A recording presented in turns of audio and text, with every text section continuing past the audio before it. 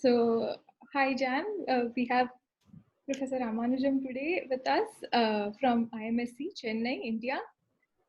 Hi Jan. Hi. Uh, like in these interviews I've been doing with everybody else, let me start out with this question of how did the pandemic and the subsequent lockdown affect you? Yeah. Well, considering that it crept up upon us, right? I mean, whereas the lockdown was announced by the Tamil Nadu government on March 16th evening. So, and it was announced as a 2-week long thing till March 31st. So, considering that we got to it only middle of March, we should have been probably much more prepared than we were. Surprisingly, even at that time, we're not sure whether it was going to be a big deal or not. Our institute was having a lot of discussion at that time. And in fact, that very day, I think March 17th, we had a long faculty meeting about sending students home and shutting down the institute and moving to an online. Now, an online mode for an institute like ours, the Institute of Mathematical Sciences, Chennai, is entirely theoretical mathematical work. So the argument was that, look, it's not going to make that much of a difference for us.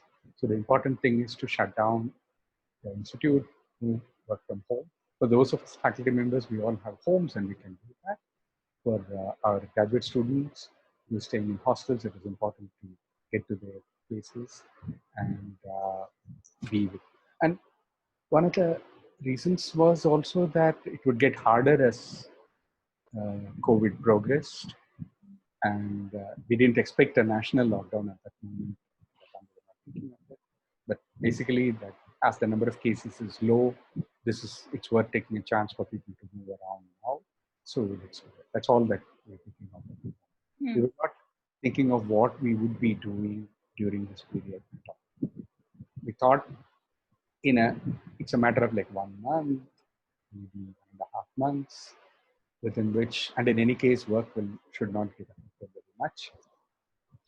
So with my students, and I think probably many of my colleagues, the way we planned was that, okay, get home and contact us and we'll resume. Maybe 1 week break and we'll resume classes. But it was not at all that simple, because once students moved around, there were also quarantining at home, that after travel they had to quarantine themselves, and it was needed. And then within 2 weeks or 3 weeks, contacting students and colleagues across, it became clear by then the nation had announced a national lockdown, a very stringent lockdown across the country. Nobody could move, no transport. So, I mean, the suddenness with which the lockdown was announced was also a disaster. It created an atmosphere of fear somehow. And I found that many students were getting very apprehensive, depressed, and sitting at home. They're not used to this thing of being with their family, and disciplining to sit and work was not possible for me. And as it turned out, in my course, serendipitously, the course that I had been teaching, I had just managed to finish my part of the course, and I had assigned readings for students to present. So I thought, it's your turn to. So whenever it's convenient, you can start presenting. The problem was even getting 4 students together to agree to a time to, work and present was not easy. And mostly problems are psychological, and inability to. And that took quite some time, much longer than I would have expected. I think it was only after a month and a half in May that we managed to get going. I think with many of our, I think with PhD students as well, the discussion started and actually work began. And like it, happened, one paper got rejected. The papers get rejected all the time, and I live with it. So, but unfortunately, my student took it very badly, and it was very hard, and he was going through such a tough time, and this also added to his woes. And so I would say a fair amount of hand holding is needed. And the interestingly, international collaborations, all that could go on. Because anyway, we were meeting on Skype regularly, and Skype sessions continued. And several colleagues were concerned, and so started having regular sessions with friends in Europe and the US, different time zones. So to some extent, some of these things actually, I must say, improved, because you're in your normal run of things, you never even talk. But so that is one positive thing.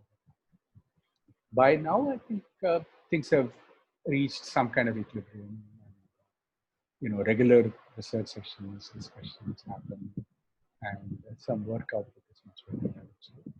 Have students also found their balance at home with the new? Yeah, it took some time, but people have managed, and they're making progress. It's clear. But the psychological issues are there, and there is a lot of uncertainty ahead. And there were also important questions like fellowships and people who are getting close to the end of their. I mean, that getting close to your thesis writing days is a horrible time, and especially when deadlines are there. Institute finally took a decision that there will be like a 6-month extension.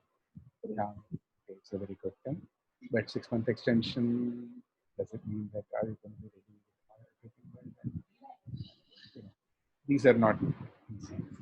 And I think what you miss is the community. Yeah. See, when all is said and done, it's not, as you know, I mean, research is a very social thing. And the IMSC coffee lounge, right? Coming to the coffee lounge every day and people meeting people of different kinds, that makes a huge difference. And I think Miss it. I even today miss the coffee lounge of IMSC. yeah, and meeting at lunch and meeting at coffee. So that I think people had not realized how much it matters. I think so.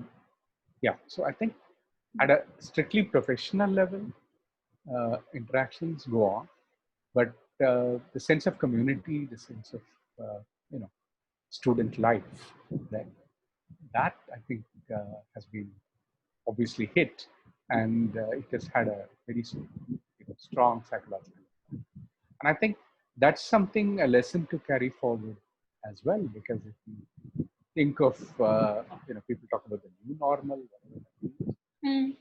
online sessions, but online doesn't maintain this bond between teachers and students. Exactly. Kind of interactions that you can have, and between students and the student community. And whatever, Zoom has those breakout sessions and rooms for that, but it doesn't make sense. So that's something that one has to do. So these are and like we were discussing before we started this interview, there are there are activities that you've gotten involved into because of the pandemic, in the sense that you are kind of at the forefront of this uh, scientific community that has come together to Yeah. dispense information about it and so on. So could you talk a little bit about that as well? Yeah. So for us, for me personally, that has been a very important thing. So I think on February 19th, I remember the first mail was on February 19th, because I know it only because I saw the mail later. Because it starts off with saying, while we are waiting for the Prime Minister to speak, right? So 19th is when Prime Minister Modi came on and announced the Janata curfew. Right, right. So this was about an hour before, because that is what the mail says. That so to some 10 friends, an email saying, "Look, what are we going to do during this time? Right? I mean, can the scientific community come together? Can some of us come together from different institutes and have some online plan of action that we can do. First, explore how we're going to respond to this. Clearly, people in the medical profession, public health profession, those who work on vaccines, those who work on drugs, can do something. But what about the others, right? There is an extensive scientific, you're mathematically trained, or natural sciences, engineering, technology. You're going to have no access to students, no labs. What are you going to do? Sit and do.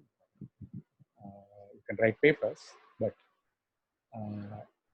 when some big crisis is going on, how can we forget everything and sit here with your family, cooking and cleaning and doing all these things and only writing papers?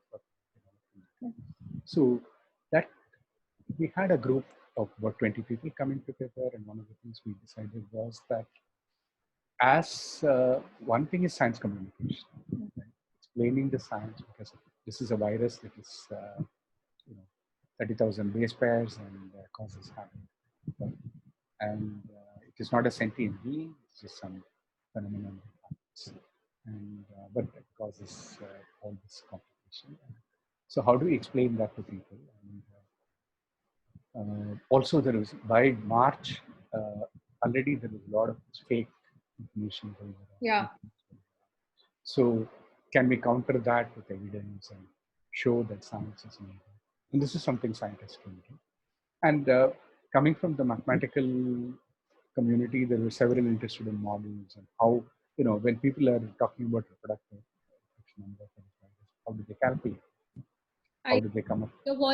Your voice sort of went away a little bit. Yeah. So how do they calculate these numbers and how do they interpret data?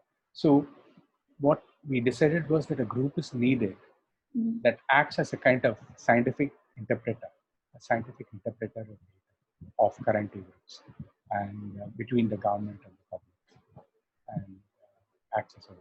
So surprisingly, I think within a week we had like 200 members, and within by third week of April, which is like 1 month from then, we had more than 400. Now it's about 600.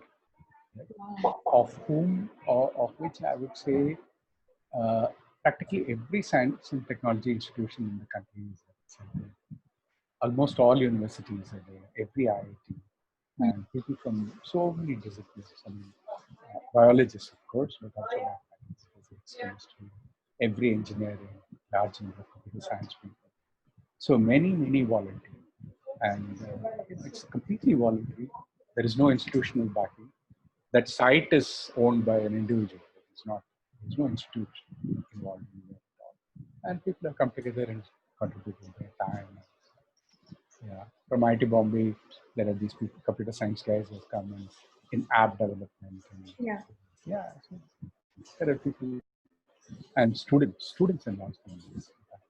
Okay. Because student involvement, as usual, goes up and down. Yeah. Sometimes they put in enormous amount of work and then they disappear completely. So, but it's okay. But it's been quite a. I found myself, in fact, my daughter was complaining that what's the point in all this lockdown? You're working even harder than you were working before. But yeah, I mean, it was a lot of work. Now it's been going for some time. Yeah. And now, as the scientific community has come together, what are the like going forward? Are there some sort of primary paths that have emerged that need attention? Or yeah, so one thing is doing this in Indian languages, right? I mean, things on hoax busting, as we call it. We produce all the material in 14 languages. No, 14 Indian languages is an enormous amount. All the daily life and COVID series, we've been able to produce in 6 languages. So that's one major challenge, because unless you take it in short video-like formats in Indian languages, you cannot reach the general public. So there, I think a lot of things we have. And ultimately, one of the biggest problems we have found is that governments are simply telling common people, wash your hands with soap for 20 seconds. Don't say why. Because people are rational and sensible. Unless they understand why they should be doing something, they're not going to, right? It's not simply a matter of wearing a mask. mask, because many people wear a mask and then when they talk to people lower the mask and talk. That is the worst thing you can do, right? So unless the the science is ingrained in you, so this is a challenge for people. That's something we're trying to do. The other part is data, getting good quality data, interpreting data. And governments have their agenda, right? They want to show some things are working, good data is on this system. To understand data, get the right data, make it accessible, interpreting is a big challenge, and we are doing it.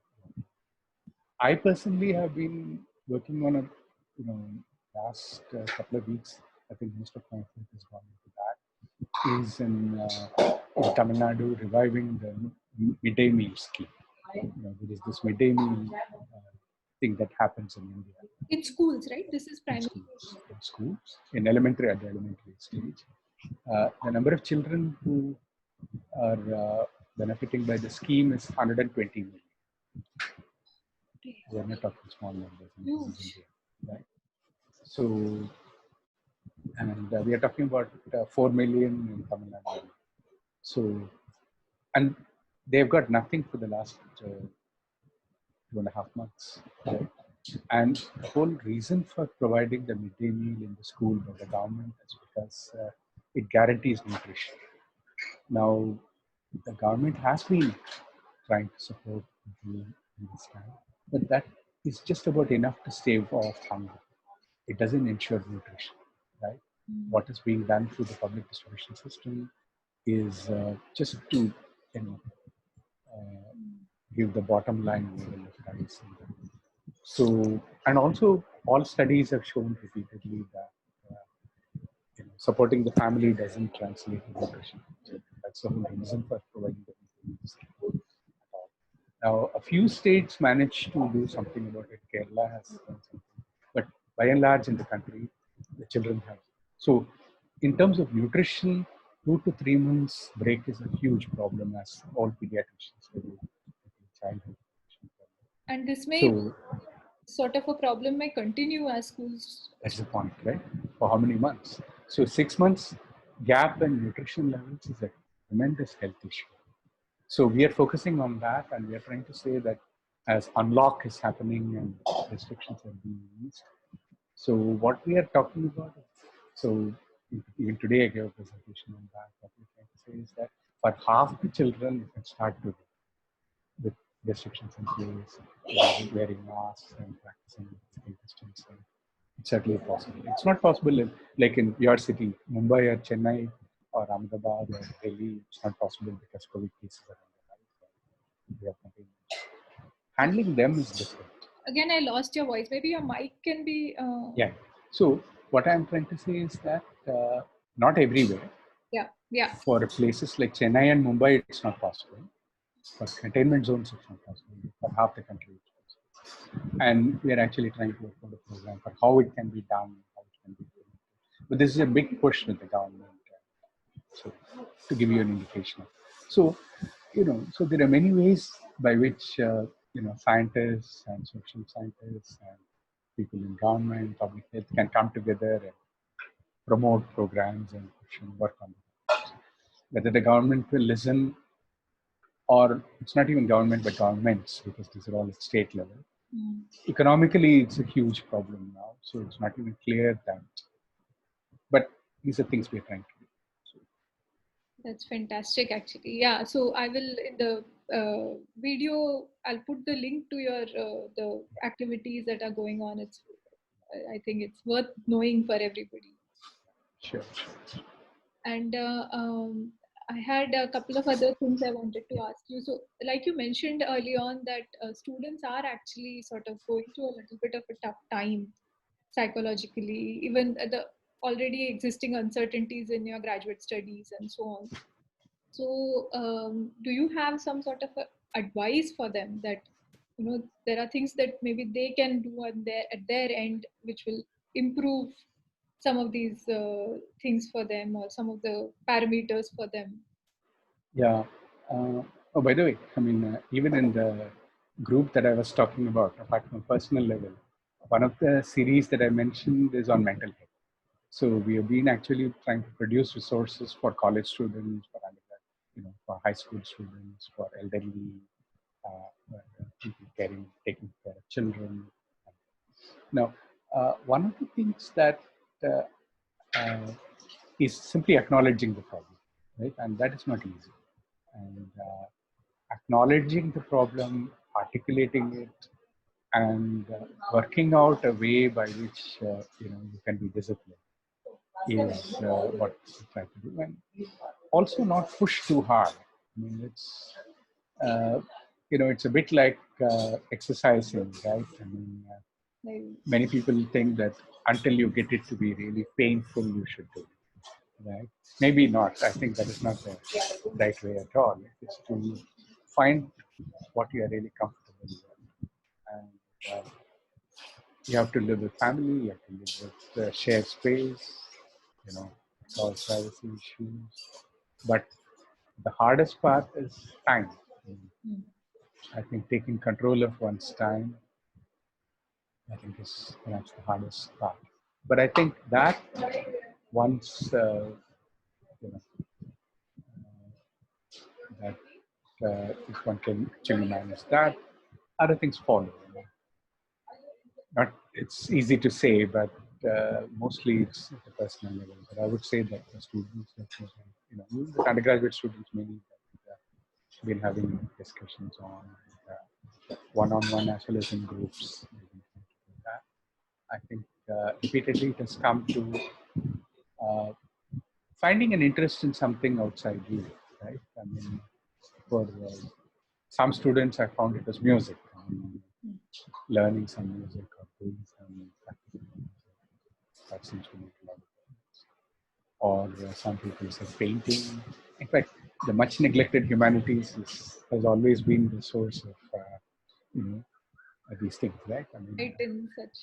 yeah, and or cooking, like many said, suddenly finding. So I think anybody who's able to even identify something like that and do is over the top, because it takes it out of get externalize the interest, and that seems to be the if there is a trick at all, it is that. That's a Something that absorbs you, and it's also a very good occasion to find out what actually it is. exactly. Yeah, a lot of people have been saying that lockdown has become a time for introspection for them, because it's suddenly like everything is your calendar. Yeah, So, hopefully not too much of it. Right. Yeah. So a bit of extrospection as well. Yeah. yeah, absolutely. And just to close it off, do you think so? People keep talking about the new normal, the new changed world, and so on and so forth. So, do you think it's going to affect the way academics is, scientists work together, etc.? Is it going to? What's your take on this? Uh, yeah. One thing is to maybe what we said earlier about the sense of community, right? Students and the academic community, the importance of the community, right?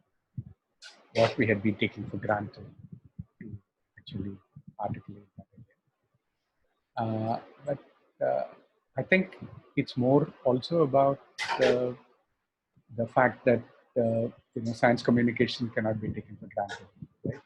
That science is something that has to become part of people's life, right? And that everybody's health is everybody's business. That those are things that probably ultimately must be important. Academia, yeah, I think academia will suffer as all economic problems, especially theoreticians, right? Who's going to care? Is if there is a cut, right? I guess theoreticians have to wait. Annex. Yeah. Yeah, so that will be. But I think those are small compared to the problems that society is facing. Like they are huge problems. Compared to that, I think academia is probably not as bad. Yes. Thanks, Jam. Thanks. It was really lovely talking to you, and thanks for taking time out for this Thank interview. you. end the interview. Thank you so much.